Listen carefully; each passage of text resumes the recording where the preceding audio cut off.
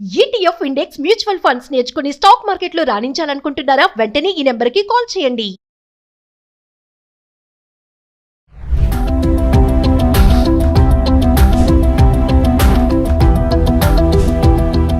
నమస్తే, welcome back to Suman TV. Present మనతో పాటు ఉన్నారు పబ్లిక్ స్పీకర్ రజనీ రమ్మ గారు. నమస్తే మ్యామ్. నమస్తే నవీన. మేడం, కొంతమంది లేడీస్ కలిసినప్పుడు చిట్ చాట్ చేస్తూ ఉంటారు. అంటే అందులో జాబ్ చేసే వాళ్ళు ఉంటారు, జాబ్ చేయని వాళ్ళు ఉంటారు, అది చేసే వాళ్ళు ఉంటారు. చూసారా, వాళ్ళు అంటా ఉంటారు ఈ చేయని వాళ్ళతో ఏంటంటే, అబ్బాయి ఉద్యోగం చేయలేకపోతున్నాను, చాలా ఇబ్బంది అయిపోతుంది, ఇల్లు పని ఉద్యోగం పని ఇవన్నీ చేసుకోలేకపోతున్నాను అని అన్నప్పుడు, మానేచ్చు కదా ఉద్యోగం అని చేసి చేయని వాళ్ళు అంటా ఉంటారు సలహా.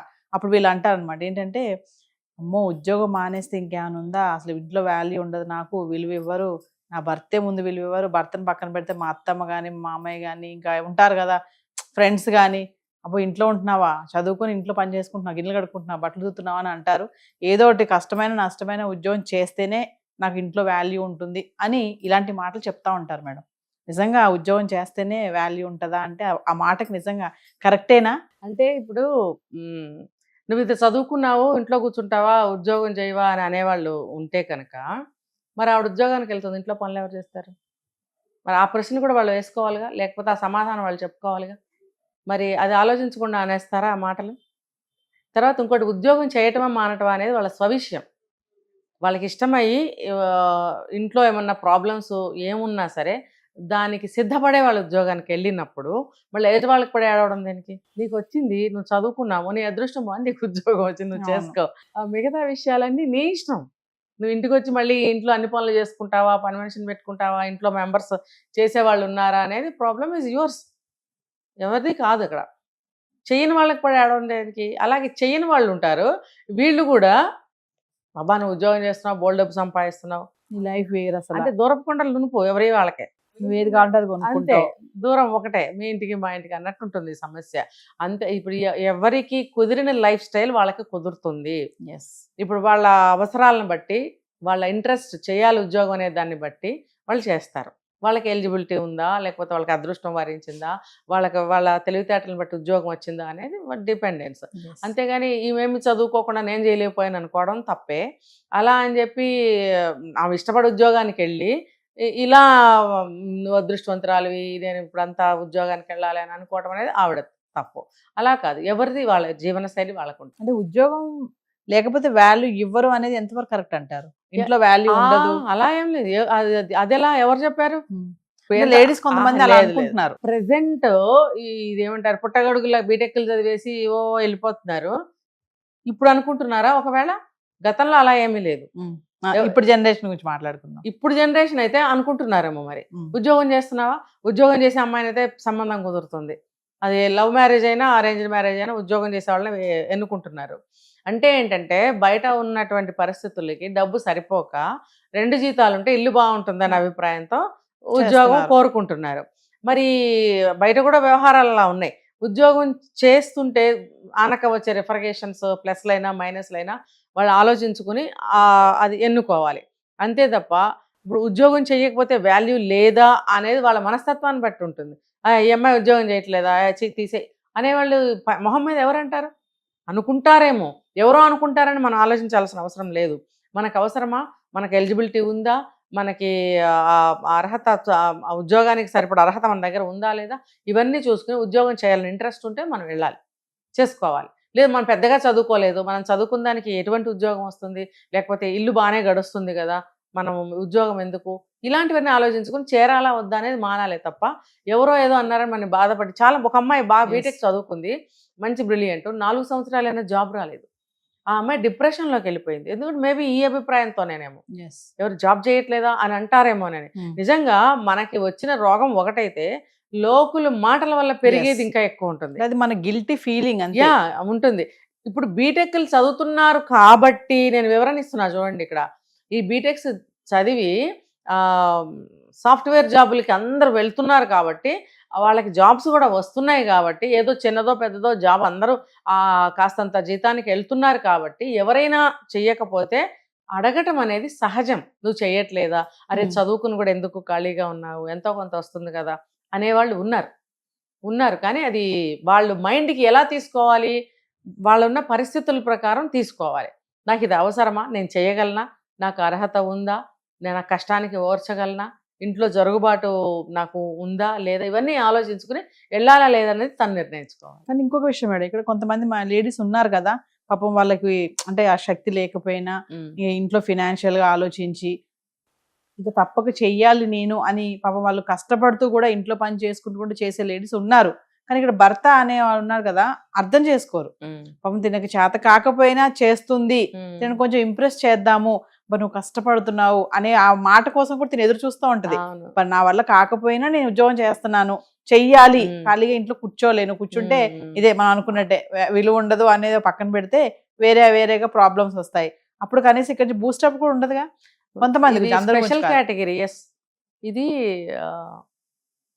వన్స్ అపాన్ ఎ టైమ్ నేను కూడా ఎదుర్కొన్నా. అంటే హస్బెండ్తో కాదు, ఇన్లాస్ చదువుకున్నావు కదా జాబ్ ఎందుకు చేయవు అని, మ్యారేజ్ అయిన కొత్తలు. అంటే అప్పుడు నాకు అవసరం పడలేదు, కిడ్స్ కుదరలేదు. కానీ నాకు ఆ మాట లైఫ్ అంతా వర్క్ చేసింది నా మైండ్లో. సో నా కెరీర్ని నేను మలుచుకున్నాను. సో దాని రిజల్టే ఇవాళ నేను ఇక్కడ కూర్చోవడం. ఇక్కడే కాదు, త్రూఅవుట్ నా లైఫ్ అంతా కూడా నేను ఒక ప్రొఫెషన్ని మెయింటైన్ చేసుకున్నాను. నాకు ఇండియా వైడ్గా నాకు పేరే వచ్చింది. అంటే ఏంటంటే ఒక్కొక్కళ్ళ మాట మన మనసు మీద అంత ప్రభావం కలిగిస్తుంది. కానీ అప్పట్లో నేను ఉద్యోగం చేయాలి అని అంటే మరి పిల్లలతోటి ఇంట్లో కుదరగా అవుట్ ఆఫ్ స్టేట్ ఎక్కడో ఉండి అదంతా కష్టం. అంటే గబుక్కన అవతల వాళ్ళు కూడా ఆ మాట అనకూడదు. ఇప్పుడు మీరు చెప్పిన సమస్య ఏంటంటే, ఇంట్లో కూర్చుంటే భార్య ఎలా అంటారంటే కొంతమంది పడి తింటుంది, పని పాట లేదు, దున్నపోతులాగా తింటుంది, నా సొమ్మంతా తినేస్తుంది. భర్త అనుకుంటాడు, ఇన్లాస్ కూడా అనుకునే వాళ్ళు ఉన్నారు. ఉద్యోగం చేయని తరిమే వాళ్ళు ఉంటారు. పిల్లలు ఇంట్లో అంతా ఎవరు చూసుకుంటారంటే ఇక్కడ చూసుకో అక్కడ చూసుకో. ఆ హింస అనుభవించిన ఆడవాళ్ళు చాలా మంది ఉన్నారు.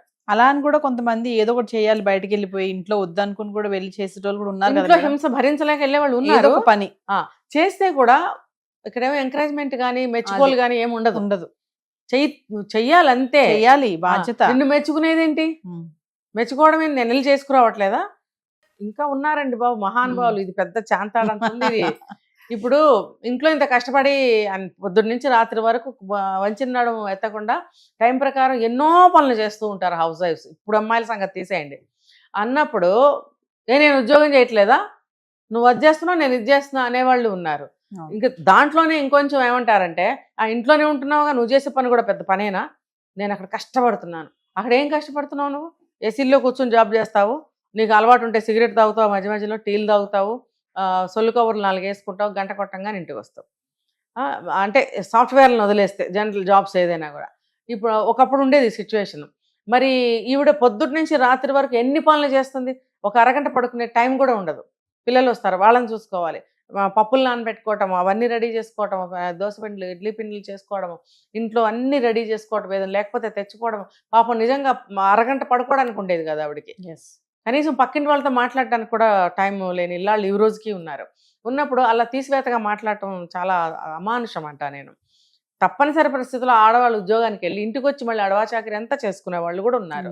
ఇదేంటంటే మానవత్వంతో బిహేవ్ చేయాలి. అరే చేస్తుంది కదా అని చెప్పి కొంత ఏమంటారు ఓదార్పు, అయ్యో ఇంత పని ఎక్కువైపోయింది నీకు ఇంటా బయట అని కొన్ని పైకి అనపైన మనసులో అనుకుని ఏదో సహాయం చేయడానికి వెళ్ళు. ఇద్దరు వెళ్తారు కదా ఉద్యోగానికి, ఇంట్లో కిడ్స్ ఉంటారు, లేకపోతే ఇంట్లో ముసలాళ్ళు పెద్దవాళ్ళు ఎవరన్నా ఉంటారు, ఎంత చాకరీ ఉంటుంది ఆవిడకి. నువ్వు మాత్రం ఇది మనకు ఒక సినిమాలో కూడా చూపించారు, అది మిస్టర్ పెళ్ళాం.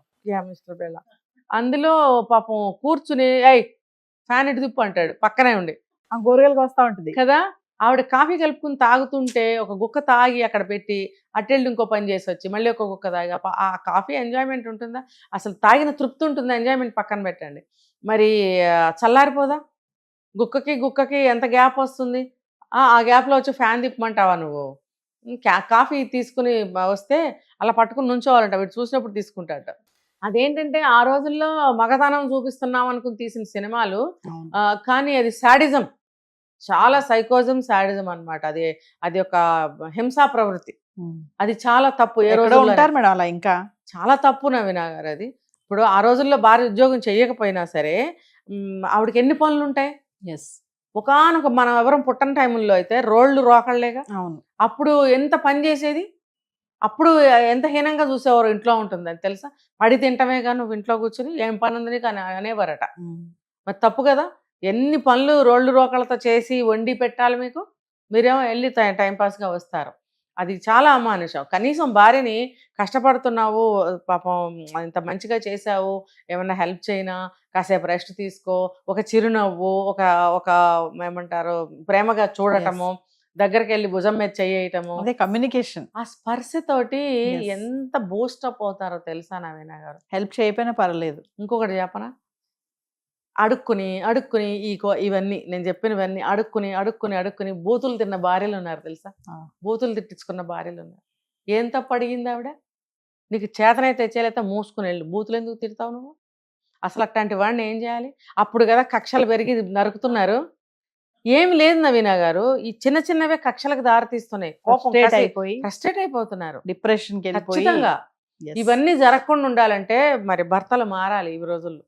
ఇప్పుడు పాత భర్తలు ఉన్నారు, ఇప్పుడు కుర్రాళ్ళు ఉన్నారు. Yes. ఎవరైనా సరే భర్తగా తను ఎలా ఉండాలి అని తెలుసుకుని అబ్బాయిలు పెళ్ళిళ్ళు చేసుకోండి. ఉన్న భర్తలేమో ఎలా మారాలి, ఆడవాళ్ళ ఇంటికి ఇన్ని అభిప్రాయాలు కోరికలు ఉన్నాయా అని ఈ వీడియో ద్వారా తెలుసుకుంటే కనుక మారండి దయచేసి.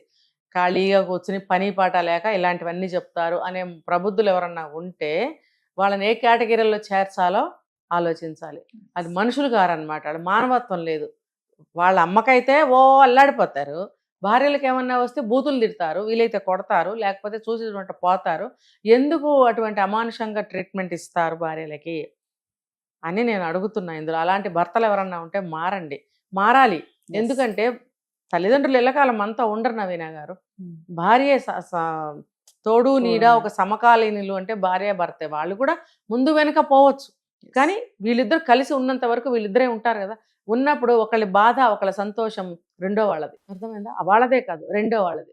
ఆ బాధ్యత కూడా భర్తకి ఏమన్నా వస్తే భార్యకి ఏమన్నా వస్తే భర్తకి సమానం. కాబట్టి ఎందుకు మీరు ఇలాంటి ఆలోచనలు చేస్తున్నారు? ఒక మంచి దారిలోకి రండి, మీ కుటుంబాన్ని నిలబెట్టుకోండి, కక్షలు పెంచుకోకండి అని చెప్తున్నానండి. Thank you.